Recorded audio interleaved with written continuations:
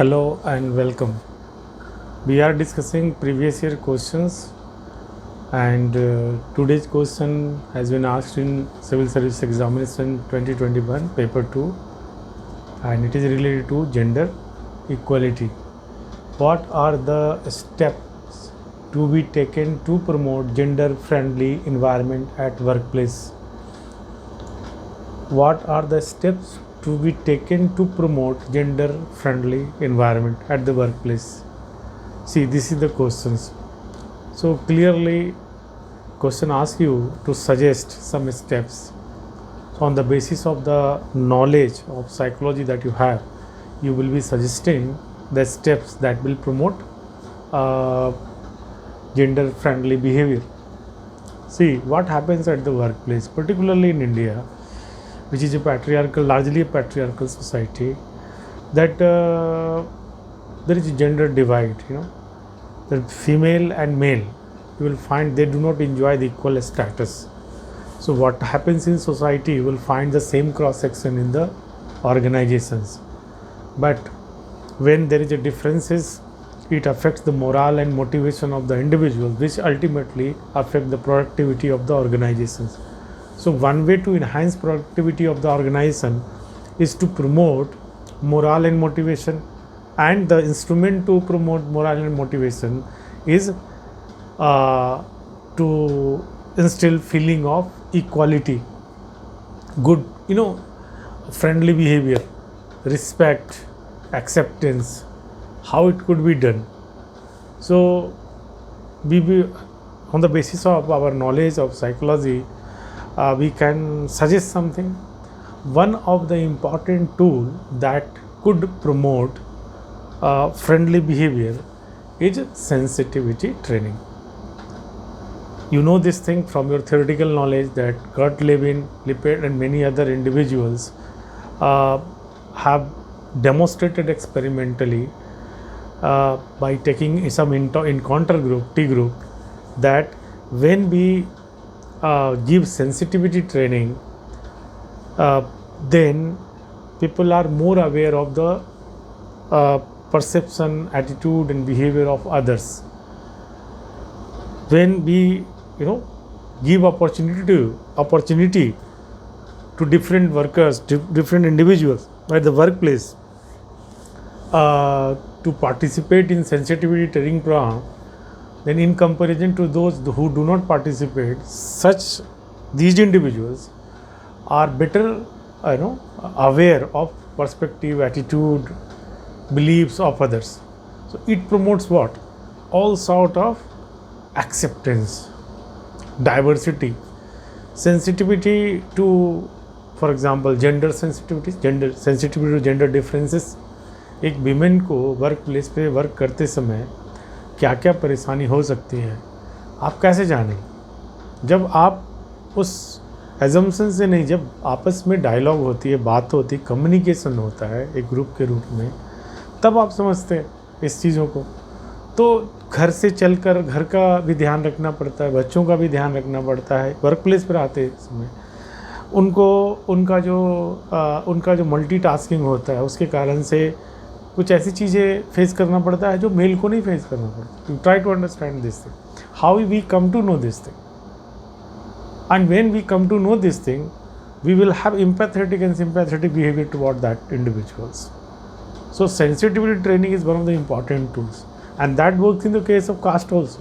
तो बहुत तरह के डाइवर्सिटी को प्रमोट करने में, एक्सेप्टेंस करने में, सेल्फ म्यूचुअल ट्रस्ट को बिल्डअप करने में sensitivity training is one of the important tools, and here it could be used in 10 marks. So you will elaborate that importance of sensitivity training. So you can write a lot on that one. Meeting एक sensitivity training देकर हम work place पे mutual acceptance को, gender के प्रति जो biases हैं उसको भी कम कर सकते हैं अवेयरनेस के through. But more direct actions could be role switching, role reversal. कभी कभी हम बातचीत से नहीं समझते, तो हम रोल में जब देखते हैं कि सेंसिटिविटी ट्रेनिंग में कि हम एक रोल, जैसे आप पेंट्री का कोई वर्क है वो फीमेल कर रही है, रिसर्च बताती है कि जिन घरों में मेल भी पैंट्री में वर्क करते हैं, किचन में वर्क करते हैं, वहाँ पे जेंडर इक्वालिटी बेहतर होता है, वहाँ पे इन्वायरमेंट में म्यूचुअल रिस्पेक्ट ज़्यादा होता है. Same things could work at the workplace. So this is the second suggestions. These steps could be taken कि जॉब रोटेशन में कोई भी जॉब किसी को भी दिया जा सकता है. ऐसा नहीं कि ये आइडेंटिटी से जोड़ दे कि ये फीमेल का वर्क है, जेंडर किचन का वर्क है, पैंट्री का वर्क है तो ये है, फ्रंट लाइन डेस्क का वर्क है तो ये फीमेल का वर्क है, मैनेजरियल में मेल का ही है. ऐसा नहीं हो सकता. हम लोग जब जॉब में रोटेशन रखें, स्विचिंग करें तो ये एक बहुत बड़ा इंस्ट्रूमेंट बन सकता है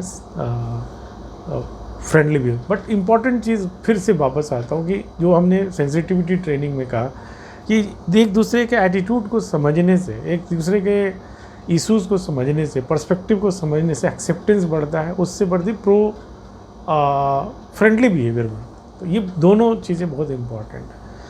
हम लोग जानते हैं कि that when we live in a society where patriarchal mindset is there, male hegemony is there, उस हालत में वर्क प्लेस पे we have very parochial attitudes toward lower order, sorry, I'm talking about for example female, transgender, like that. तो ऐसे लोगों के प्रति जो है ज़्यादा अच्छा एटीट्यूड हो, इसके लिए अब हम स्टीरियोटाइप्स एंड प्रेजुडिसेस को भी कम करने की कोशिश करेंगे. तो उसका क्या मेजर हो सकता है? टीम बिल्डिंग जब होती है, wherever you need to work in a team, then we should promote what, mixing up. Mixing means not one team should not be women का टीम है या मेन का टीम है, इस तरीके से नहीं. मिक्सअप करने से ज़्यादा होते हैं. हम इसका एक एनालॉजी ले सकते हैं कोएड एजुकेशन से. रिसर्च बताती है कि जो बच्चे कोएड स्कूल में पढ़े, यानी कि जहाँ पे बॉयज़ एंड गर्ल्स दोनों पढ़ते हैं, उनमें जेंडर जो बायसेस हैं वो कम होते हैं. Taking note from there we can apply the same things here. देखिए, मैंने आपको बताया कि किस तरीके से एक फील्ड की चीज़ें दूसरे फील्ड में हम एनालॉजी के रूप में ला सकते हैं. कि आपको सजेस्ट करना है तो किसी बेस पे ही सजेस्ट करेंगे. तो हम यहाँ यूज़ कर सकते हैं कि that then individuals whenever there is a requirement to build up a team, there should be male member also, female member also, possibly other gender also. Getting in that case, we will find that they start working in, maybe that in the beginning there may be some differences, but if we promote collaborative efforts, कुछ ऐसे task होते हैं जहाँ पे हम सभी लोग जब इनपुट डालते हैं तो वहाँ पे चीज़ें होती हैं, कुछ समथिंग लाइक जिक्सा पजल्स टाइप, जो सभी लोग इनपुट देते हैं तो सॉल्व होता है. तो अगर हम किसी ऐसे प्रोजेक्ट पे वर्क कर रहे हैं जहाँ पे इलेक्ट्रिकल कंपोनेंट पे कोई और वर्क कर रहा है, इलेक्ट्रॉनिक्स पे कोई और वर्क कर रहा है, सॉफ्टवेयर पे कोई और वर्क कर रहा है, और कोई मेल है, कोई फीमेल है, कोई ट्रांसजेंडर है, अगर हम इस तरह की चीज़ें, तो कोलैबोरेटिव चीज़ें होती है, तो यहाँ पे because of the dependence, interdependence, we come to understand their importance. तो अगर हम इस तरह से टीम बिल्डअप जहाँ कहीं भी करें, वहाँ पे सभी जेंडर को इंटीग्रेट करें, समाहित करें उसमें, तो वो एक जेंडर फ्रेंडली इन्वायरमेंट को प्रमोट कर सकते. एक तो होता है कि एक आउटलुक के रूप में जेंडर फ्रेंडली इन्वायरमेंट, कि यहाँ पे फीमेल सभी वर्क करते हैं, और एक है कि उसके हार्ट एंड सोल में स्पिरिट ही वैसा हो कि जो हमारा वर्क कल्चर है, I am talking about this, listen carefully, the whole culture, work culture is promoting gender friendly behaviour. जब तक वर्क कल्चर प्रमोट नहीं करेगा, हम जेंडर फ्रेंडली बिहेवियर इंड्यूस नहीं कर सकते वर्क प्लेस पर. तो हमारा एक वर्क कल्चर हो, जैसे कि OnePlus ने अपने जो उनका जो जहाँ पे प्रोडक्शन हाउस है, वहाँ पे मल्टीनेशनल्स को भी लिया और जेंडर इक्वालिटी को भी काफ़ी मेंटेन किया. तो ये सब जो केस इन पॉइंट है, हम देखते हैं कि जहाँ कहीं भी इस तरह की चीज़ें यूज़ हुई है, उनका रिज़ल्ट बेहतर हुआ है. तो हम इस तरीके से कर सकते हैं. सवाल है अभी तक क्यों नहीं हो रहा. हमारा स्कोप इस क्वेश्चन में नहीं है, इसलिए हम इसको डिस्कस नहीं करेंगे. लेकिन हाँ, हम जो कॉन्सेप्ट है प्रेजुडिसेस रिडक्शन का, कि कैटेगराइजेशन एंड रिकैटेगराइजेशंस, वो हम मिक्सिंग अप में कर रहे हैं, कि हम टीम अगर इस तरह से डिवाइडेड है कि कोई मेल का है, कोई फीमेल का है, या ग्रुपिंग अलग अलग है, उसको हम क्रॉस ग्रुपिंग कर देंगे, यानी कि सभी मेंबर को रैंडमली हम डाल सकते हैं, जिससे कि हम जो टीम है मिक्स हो एक दूसरे पे। ऐसा नहीं हो कि जैसे हम किसी टीम में वर्क करते हैं तो साउथ इंडियन, नॉर्थ इंडियन, ये सब जगह वर्क कर रहे हैं, तो हम सब में कोलैबोरेशन होता है, तो हम एक दूसरे के प्रति रिस्पेक्ट बढ़ता है। उसी तरीके से जेंडर के प्रति भी करना होगा, है ना। आइडेंटिटी कॉमनली प्रमोट करना होगा, कि ऐसा नहीं कि किसी का लीडरशिप है तो कभी मेल भी हो सकता है, कभी फीमेल भी हो सकता है। तो कलेक्टिव अगर हम चीज़ों को प्रमोट करें, वर्क कल्चर को, और एक कॉमन आइडेंटिटी के प्रति वर्क करें, तो वो ऐसा जो एक सस्टेनेबल फ्रेंडली बिहेवियर होगा, है ना। तो वर्क प्लेस पे जो जेंडर फ्रेंडली बिहेवियर हो, अब कई लोग कह सकते हैं कि फीमेल का रिक्वायरमेंट के आधार पर, जैसे कि पीरियड्स हैं या लैक्टेटिंग मदर्स जो हैं, जिनको कुछ अलग से रूम दिया जाए, ये दिया जाए, वो तो होना ही है, वो तो ऑब्वियस है, इसके लिए तो डायरेक्टिव भी हैं केवल। लेकिन उस प्रोविज़न से कोई नहीं कह सकता कि वर्क प्लेस पे जेंडर फ्रेंडली बिहेवियर है। फ्रेंडली बिहेवियर बेसिकली एक्सेप्टेंस में है, लोगों के एटीट्यूड में है, मटेरियल चीज़ों में नहीं है। जहाँ चीज़ें नहीं भी हो, कि अलग रूम नहीं है लैक्टेटिंग मदर के लिए, वहाँ अगर हमारा एटीट्यूड बढ़िया है तो हम उनके लिए बना सकते हैं, उन्हीं रूम में कुछ स्पेस हम दे सकते हैं अगर हमारा एटीट्यूड है तो। नहीं तो वो जो प्रोविज़न है उसको भी रिस्पेक्ट नहीं कर सकते। तो really it exist at the level of acceptance.